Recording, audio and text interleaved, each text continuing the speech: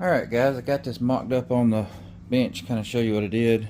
Went ahead and set this up, cut me some black iron wire where I can hang these pieces off of horizontal supports over it. Basically we'll go through, scrub all our parts with acetone, degrease them.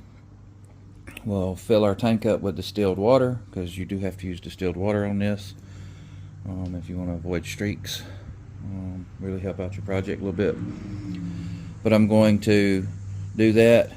We'll take it out to the tank, out to the burner, get the water all nice and hot.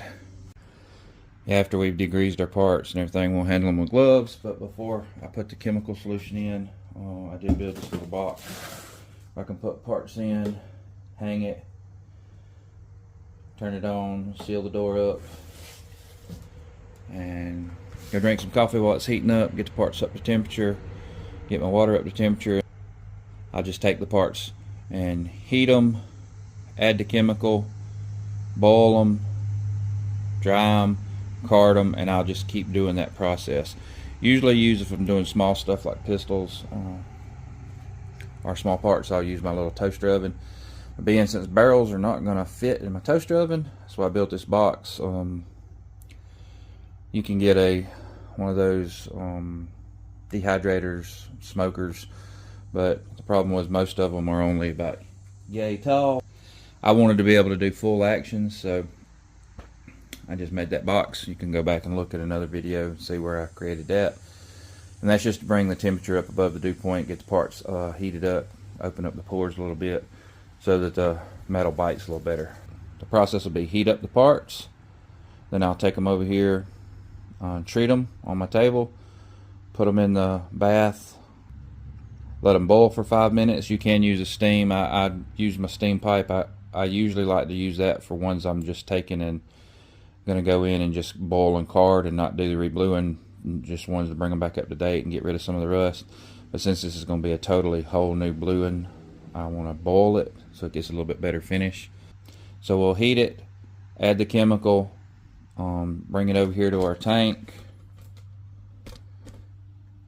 boil it, which it'll be not sitting on this table because I have to have a heat source, and then we'll dry them off with shop air, take it over to the carding wheel and card them. And for those of you that need to know what the carding wheel is, it's just a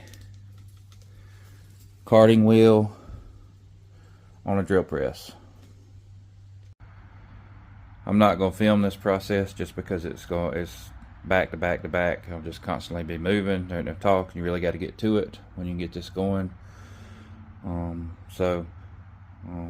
Basically you'll see me, I may cut in some pictures of when I'm getting the water up to temperature and when I'm heating up the parts and such, but other than that, I'm going to get at it.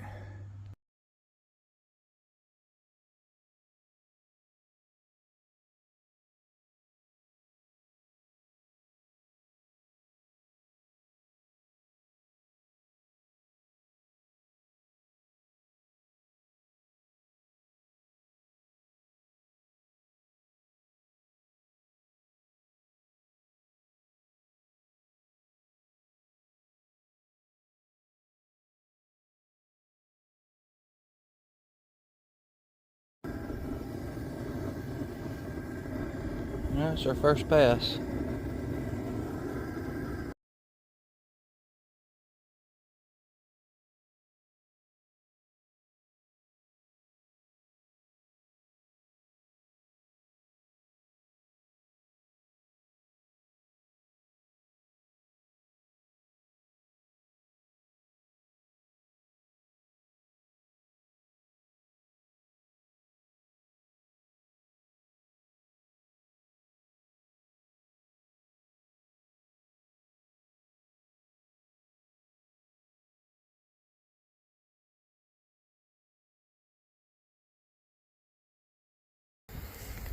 Alright guys, I figured I'd give you a quick overlook.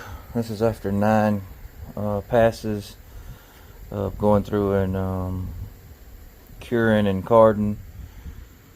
I think the bluing turned out really good.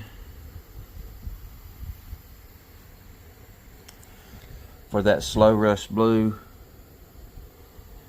Now we're going to put it in the soda bath and get ready to do our oil soak. Just thought I'd give you an update on that. I think it turned out a whole lot better than it did last time. Definitely a lot better than it was.